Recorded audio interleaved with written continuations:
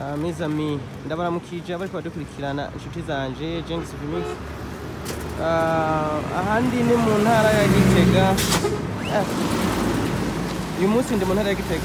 Natewe iteka ryo kugera muri formation iriko irahuza abanyempano kuvuga abanjezisere b'abajene abantu bafise utuntu bakora. Hari mubona ndi ni ku kigo ca Paege ahari ihuriro ry'ugwaruka ko murabona abamona tuvuye muri formation bunya bariko barataha. Salama. Aha bariko barataha ubu n'umujene wa mbere kuri Philippine ngaha mu Burundi ya musanze n'abantu nyene mwa mwifuza kumenya hari kuko ca Paege ariko igitumye rero mfata kano ka video ntabwo ari kubera ko nshaka kubereka Igitega oya ahubwo ni kwa kundi bashaka twiyungurana ubumenyi baskini mbonye namwe kibahe inspiration. Aha mubona ndiko ndagenda kwinjira mu kigo ca Paege hari akantu nshaka kuja kubereka ari indani kugira ngo ntihazagire umuntu asubira kubabwira ngo amatongo yarazi canke se aho kuri mahara buze oya. Ni kuvuga nubwo baba mu rupangu ikintu cyacu cyose ushaka urashobora gikora ahubwo bigusaba gusa kugira iryo shaka ryo kurondera. Ego ubu rero ntabwo nshobora kuronka akajyo nk'aka ngo nanje ndagapfisha ubusa nk'uko abana bandi baje turi kumwe muri iyo formation ko murabona ngaha hamwe n'abantu bako barifotoreza abasamari n'ahantu barima amasho n'amatomati mu kigo ca Paege hakorerwa ubushakashatsi hama entretien haninjiye indani mu kigo murahabona muri Paege. Rero nshaka ndabereke amasho. Iyi ni imirima y'amasho iteye mu dutebo. Aha ni kwisima n'ahantu bakoresha umwavu w'ikizungu bagashibashira mu tundi tuntu nanje ntazi tw'ubwenge nzofata umwenda bakore ubushakashatsi kugira ngo nze ndabigishura mwene tuunya tw'ubwenge umuntu hageze. Hama aha ni ku masho aya n'amasho. Hama inyuma murabona hariyo imirima y'amatomati ngiyi ngaha murabi imirima y'itomati iteye mu duki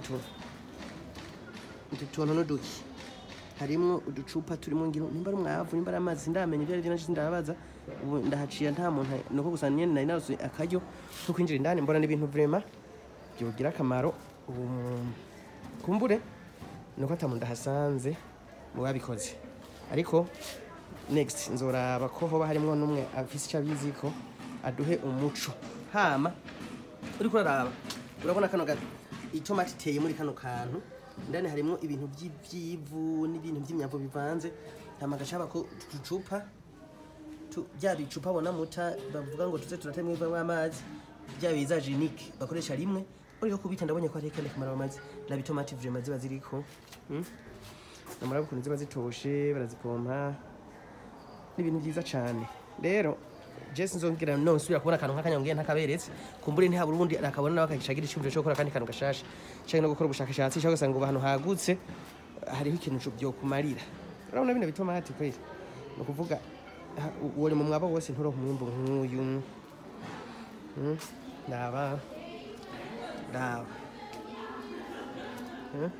rero ibindi ko ndababwira ati twagiye muri Paege turi muri formation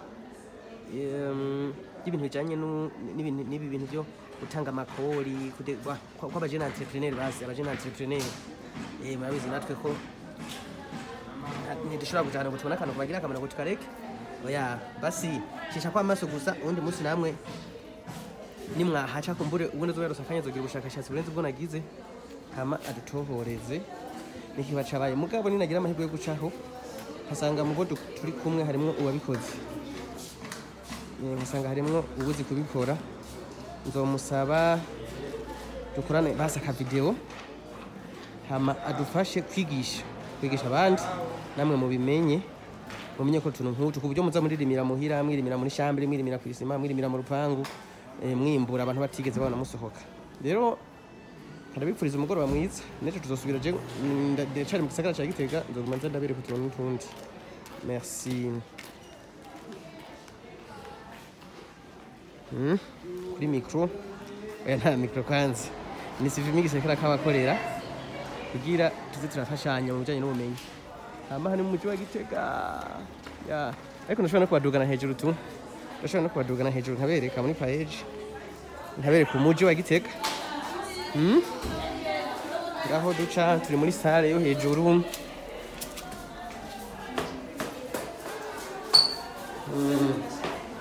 Turi muri sale yo hejuru. Kandi ndabereka aho dukora formation, ndabereka umuji wa Gitega.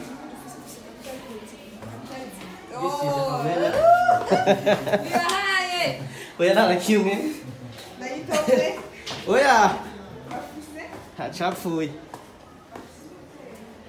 Okay.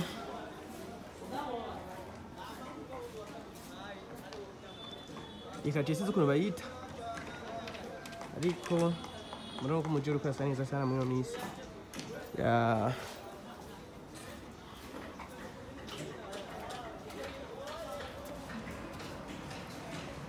Okay. Nta kindi rero. Reka nzoza ndabona ko nzoza ndabereka.